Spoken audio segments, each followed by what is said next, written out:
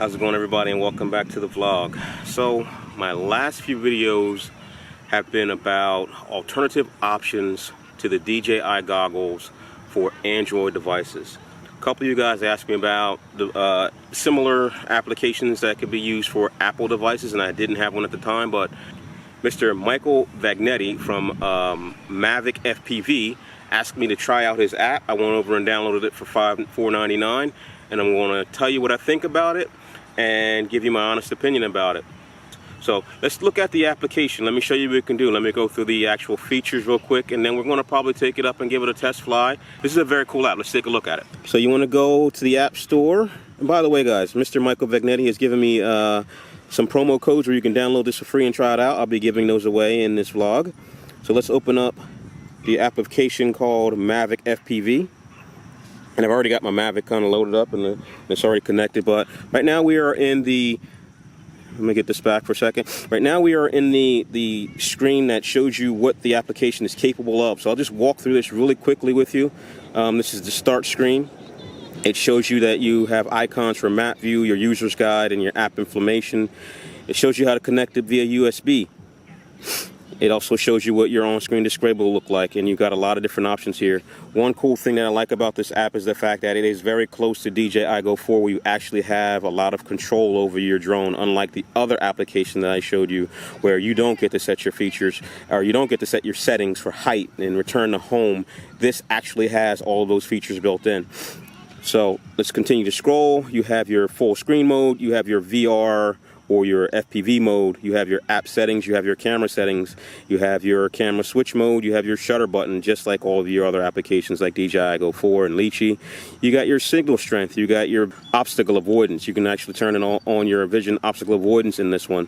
You've got your GPS location, you've got auto takeoff and landing, you got a return to home button. You have the anti-collision radar that is actually available on the DJI Go 4 application, and then you have a bunch of little icons that show you your signal strengths and your battery levels.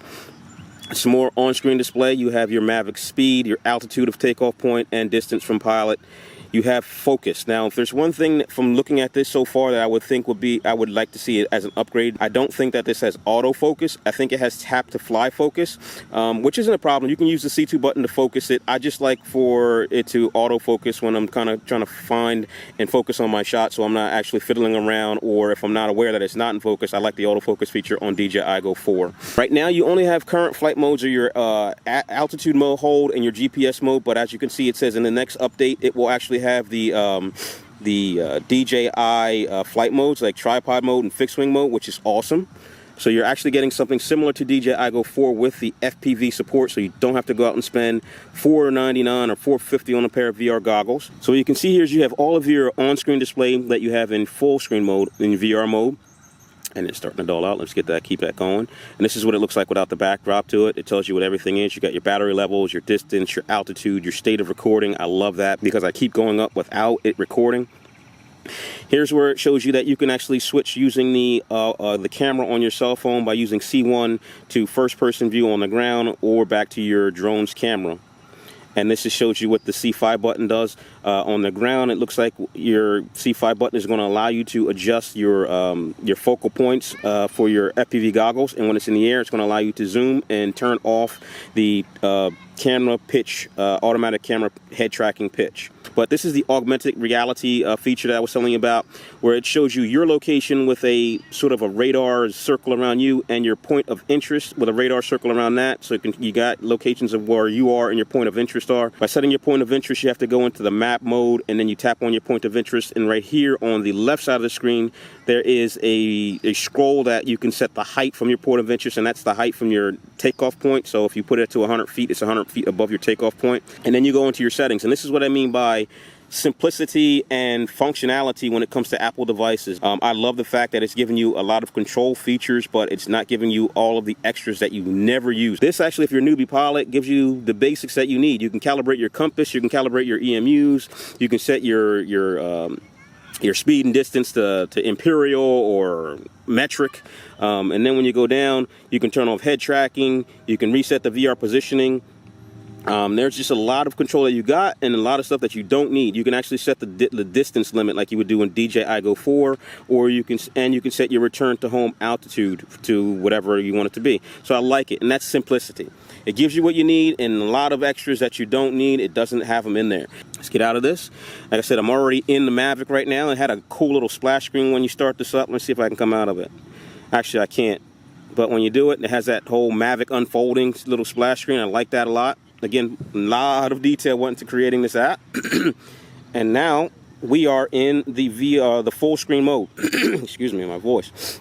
So in full screen mode, what you got here is you got your safe to fly, telling you that all your GPS signals, I got 16 satellites here, are ready to go. For VR mode, we're in full screen mode. Click on this button, you're going to go into VR mode, and if you can see, I don't know if you can see, because of the glare. Let's see if I can tilt that up a little bit. Now that you can see probably that by tilting your head down, it controls the pitch of the camera. And it does it nice and smooth. So this button here, this wheel here on your controller is still functional for controlling. See if I can get that in there at the same time. Still functioning for controlling the gimbal as well as your head.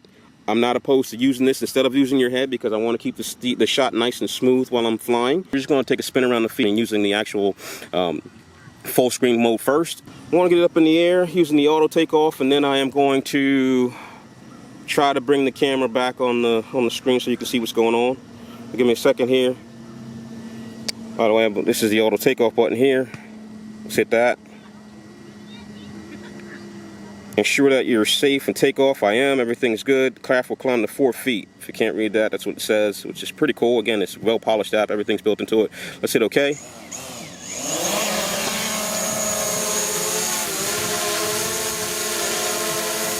Auto takeoff worked perfectly. Craft is actually hovering and maintaining its altitude and not floating around beautifully. Let's take it out in the field a little bit. We'll just control it. See if the control's all there. Control is good. I'm going to try up. Everything's good. I'm going to try down. Just pirouette it. Okay, let's take it for a little flight, see if it controls well.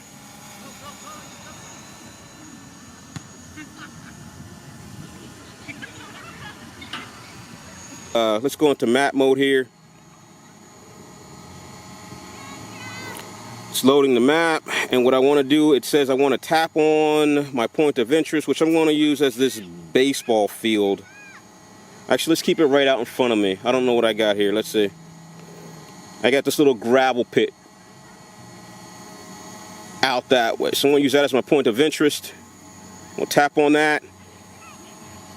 And then I'm going to set the height. Right now, the height, if you can see it on this side, it's set at about 60 feet above ground. I'm going to scroll that up just a little bit just to make sure I'm over top of everything. I'm going the wrong direction.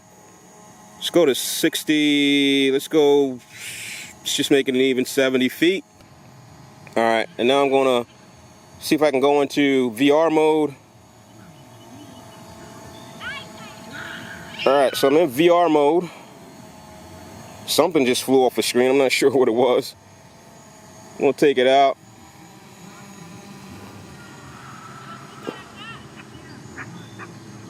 So I've got across the top of the screen here, in the very, very top, I can see those augmented reality circles coming in. And maybe that's telling me I'm getting closer to what I'm flying next to. So I'm going to fly it out to that pit.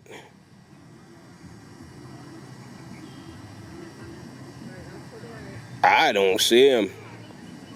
It's hovering right across the top of the screen when I bring that in. Oh, there they are. There's the augmented reality thing. So now it tells me, if you can see it now, it tells me where I am.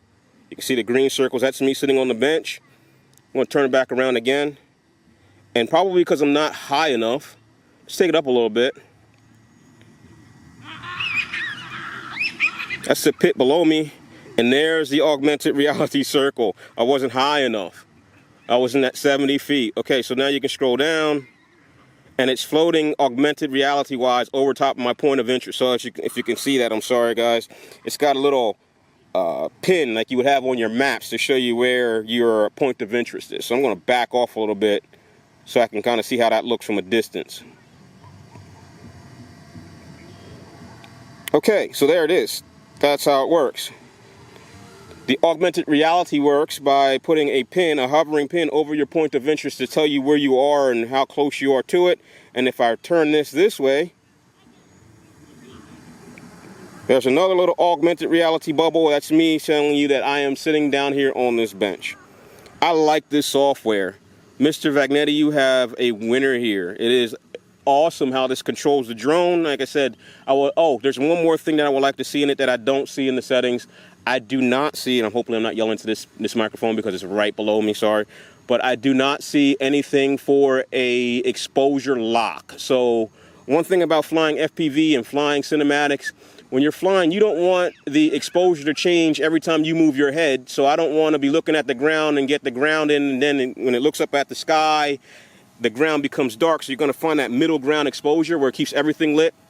I do not see an exposure lock on this, so that means that I'm going to have to manually adjust the exposure with the scroller, which actually works, on the top right control of your control. So let's try one more thing here, guys, and then I'm going to probably bring this down because I'm recording. I want to see where it says that I can flip in and out of VR mode to ground view or camera view, so I'm going to clear my fingers on that. That's the camera view from the drone. And that's the camera view from the phone. So it's blocked because I got it in the clip. So it does work. So if I didn't have it in the clip, where my camera's probably up here somewhere, where you can see my hand, do that, and you can see what's going on the ground. And then when you're in the air, it shows you what's going on in the air. I love the on-screen display. I love it. It's beautiful. I mean, right now, I think this is probably going to be my favorite app for flying my Mavic and any of my other DJI drones because it gives you so many more features than DJI Go 4, especially when he adds support for flight modes. Tell me why I would want to go out and spend $450 on a pair of DJI goggles when I can do this with an app for $499. So my final thoughts on this are that this application is enough to make me want to switch to an Apple iPhone. I'm loving the VR actually, but I'm actually loving the augmented reality pins. I mean, you can't beat it, guys. You can't beat it. $4.99, and I'm going to be giving you codes to get some for free to test them and demo it out. Please leave some comments on my video here and let me know what you think about it. And hopefully you like it as much as I do. Again, thank you everybody for supporting the vlog. Please like, subscribe, and share Big Ball Vlogs. I will get back to you soon and talk to you later. I'm gonna try this out before I actually cut this down, but I can't do it on camera because I can't record it. So I'll talk to you later. Bye.